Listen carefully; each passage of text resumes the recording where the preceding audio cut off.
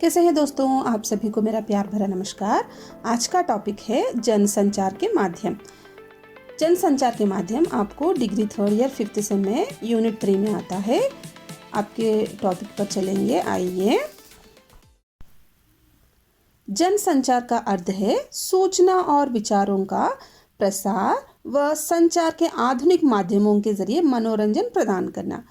यानी जनसंचार के इन माध्यमों में इलेक्ट्रॉनिक और प्रिंट मीडिया दोनों ही आते हैं। संचार के परंपरागत साधन यानी कि पुराने साधन आधुनिक समाज की परिवर्तित परिस्थितियों की आवश्यकताओं को पूर्ण करने में असमर्थ रहे हैं, यानी कि हमारी ज़रूरतें उनसे पूरी नहीं हो पा रही थी। इसीलिए तीव्र गति से सूचना संप्रेषण का कार्य संपन्न करने हेतु संचार के नए नए माध्यमों की खोज होती रही है। आधुनिक मीडिया में रेडियो, टेलीविज़न, फिल्म, अखबार और विज्ञापन, इंटरनेट और सोशल मीडिया सभी सामने आए हैं।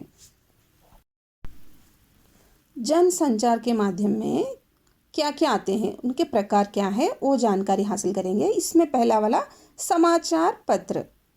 सन 1450 में जॉन गुटेनबर्ग के द्वारा मुद्रण के आविष्कार के बाद संचार साक्षरों के लिए एक वरदान बन गया। विकसित देशों में समाचार पत्रों का महत्वपूर्ण योगदान है। अमेरिका में 95% लोग समाचार पत्र पढ़ते हैं। इसके बाद रूसी लोगों का नंबर आता है। भारत में 18वीं शताब्दी के अंत में यानी कि सन 1780 में अखबार की शुरुआत हुई। जेम्स ऑगस्टिन हिंगी ने बंगाल गज़ट 1780 में निकालकर अखबार प्रचलन शुरू किया। यह गुजरात भाषा में प्रकाशित भारत का सबसे पुराना अखबार है। जनसंचार के माध्यम में दूसरा वाला मैगजीन एक निश्चित समय के बाद फिर से नई जानकारियों को अपने साथ लेकर आती है। इसकी हर नई प्रति में नई जानकारियां, नए विषय व मनोरंजन होता है। मैगजीन को स्टोर हाउस का नाम दिया जाता है क्योंकि इसमें विभिन्न ज्ञानों का भंडार होता है। आजकल के मैगजीन विशेषतः ये अर्थात विभिन्न विषयों जैसे राजनीतिक, फैशन, खेलकूद, आदमियों के लिए, औरतों के लिए आदि की प्रधानता लिए होती है। आज देश के हर प्रांत, क्षेत्र और भाषा में दैनिक, साप्ताहिक और मासिक पत्र पत्रिकाओं का प्रकाशन तेजी से हो रहा है। हर वर्ष इनकी संख्या में वृद्धि होती जा रही है। जनसंचार के माध्यमों में तीसरा वाला आता है पुस्तकें। जनसंचार के माध्यमों से अगर हम देखें तो यह पुस्तकें जनसंचार का पूर्ण माध्यम नहीं है।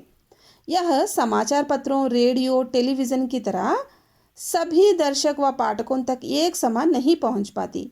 जन माध्यमों की दूसरी माध्यमों की तुलना में पुस्तकों के पाठकों की संख्या बहुत कम है क्योंकि बहुत कम लोग ही पुस्तकें पढ़ते हैं। रेडियो, टेलीविज़न वो अनपढ़ भी देख सकते हैं, लेकिन पुस्तकों को सिर्फ पढ़ाई जाने वाले पढ़ने ही लोग हैं जो वही देख सकते हैं।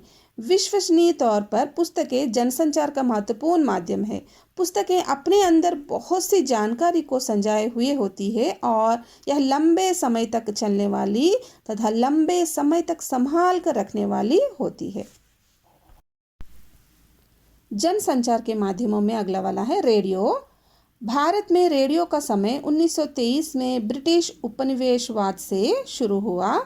स्वतंत्रता के समय बड़े महानगरों में 6 रेडियो स्टेशन थे।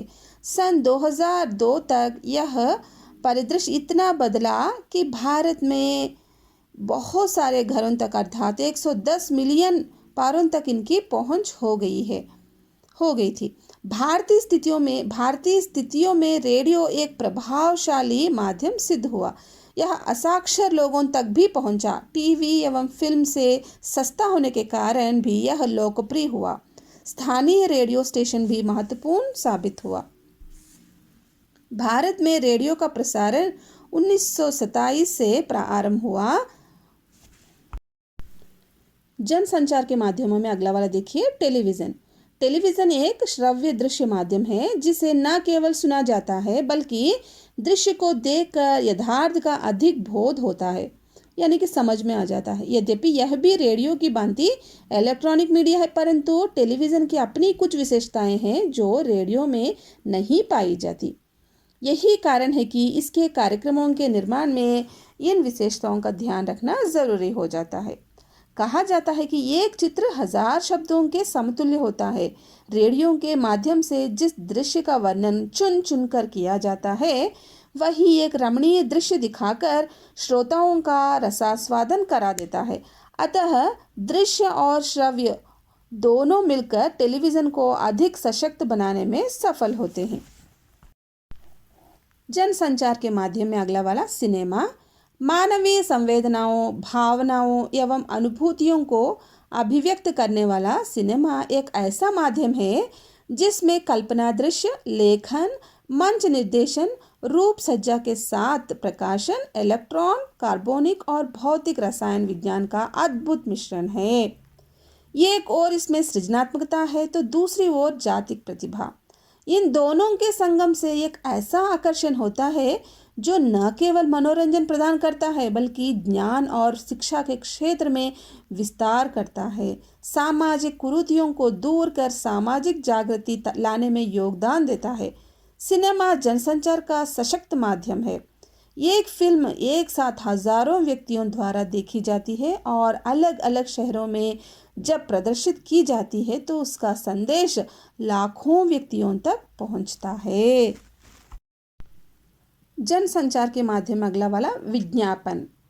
विज्ञापन शब्द अंग्रेजी भाषा के एडवर्टाइजमेंट का हिंदी रूपांतर है तथा वह लैटिन भाषा के एडवर्टर से बना है, जिसका अर्थ है पलटना अथवा जनता को सूचित करना। इस प्रकार विज्ञापन का शाब्दिक अर्थ जनता को सूचित करना है। जनसंचार के विभिन्न माध्यमों में विज्ञापन भी एक माध्यम है। जिस प्रकार संचार के दूसरे माध्यमों में संदेश को प्रेषित किया जाता है, उसी प्रकार विज्ञापन में भी संदेश को संप्रेषित किया जाता है। इसमें से भी संदेश का निर्माण अन्य माध्यमों के अनुसार शब्दों, चिन्हों व संकेतों के द्वारा किया जाता है तथा संदेश को बनाते समय प्राप्तकर्ता को व्यवहार व उसकी इच्छा, आवश्यकता, क्षेत्र, मनोवैज्ञानिक स्थिति आदि का ध्यान रखा जाता है। किसी भी सूचना को जन जन तक पहुंचाने की प्रमुख भूमिका विज्ञापन की ही है और यही उसका प्रमुख उद्देश्य है। जनसंचार के माध्यम में अगला वाला इंटरनेट। भारत में इंटरनेट की शुरुआत लगभग 15 वर्ष पहले हुई। सर्वप्रथम सैनिक अनुसंधान नेटवर्क ने शैक्षिक और अनुसंधान क्षेत्रों के लिए इसका उपयोग शुरू किया। ईआरनेट भारत सरकार के इलेक्ट्रॉनिक विभाग तथा यूनाइटेड नेशंस डेवलपमेंट प्रोग्राम का एक संयुक्त उपक्रम था। भारत में इंटरनेट को काफ़ी सफलता मिली और इसने अनेक नोडों का परिचालन शुरू किया। लगभग 8,000 से अधिक वैज्ञानिकों और तकनीशियनों द्वारा ईआरनेट की सुविधाएं प्राप्त की जाने लगी। 15 अगस्त 1995 को विदेश संचार निगम लिमिटेड ने गेटवे इंटरनेट एक्सेस सर्विस की स्थापना वाणिज्यिक तौर पर की। इसने मुंबई, दिल्ली, चेन्नई, कलकत्ता, बेंगलुरु और पुणे में इंटरनेट नोड स्थापित किए। इसने अमेरिका, जापान, इटली आदि देशों की इंटरनेट कंपनियों में समझौता करके देश के प्रमुख शहरों में इंटरनेट की सुविधाएं उपलब्ध करवानी शुरू की। इसके बाद दूरसंचार विभाग से मिलकर इसने देश के अन्य बड़े शहरों की भी इंटरनेट से जोड़ा।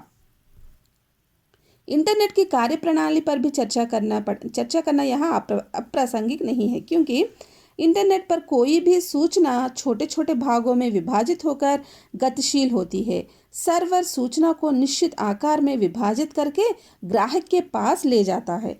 जब ग्राहक के कंप्यूटर के पास सभी टुकड़े पहुंच जाते हैं तो वह उन्हें एकत्र करके एक स्थान पर प्रस्तुत कर देता है। ईमेल के संदर्भ में सर्वर एक स्थानीय डाकघर की तरह काम करता है, जो विभिन्न स्थानों से आई डाक को इसके पते पर पहुंचाने की व्यवस्था करता है। टुकड़ों को जोड़ने का जो कार्य होता है, उसकी प्रक्रिया में प्रयुक्त होने वाले नियमों को ट्रांसमिशन प्रोटोकॉल कहलाते हैं। संक्षेप में ईमेल का अर्थ है किसी भी संदेश का एक कंप्यूटर से दूसरे कंप्यूटर पर हस्तांतरण। इंटरनेट का मुख्य कार्य है सूचनाओं का आदान प्रदान करना। वास्तव में वह सूचनाओं का समुद्र है। वह ऐसा आकाश है जो असीम है। इंटरनेट इस ब्रह्मांड में उपस्थित लगभग समस्त विषयों पर जानकारी समेटे हुए है। धन्यवाद।